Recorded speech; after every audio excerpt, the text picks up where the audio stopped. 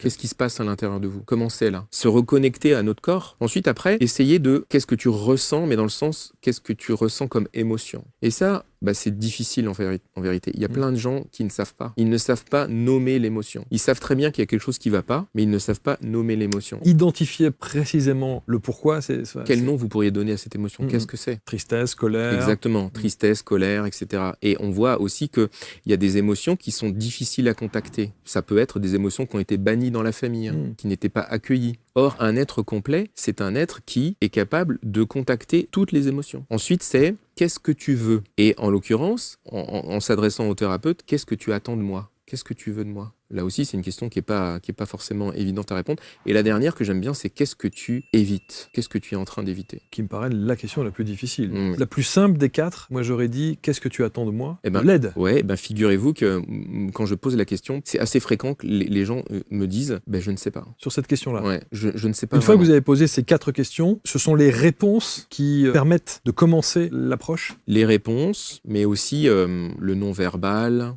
Rien que parfois ces émotions peuvent déclencher des émotions, des réactions fortes, comme des pleurs. Et ce qui est important déjà à ce moment-là, c'est que la personne se sente accueillie. Ça, c'est super important qu'elle se sente accueillie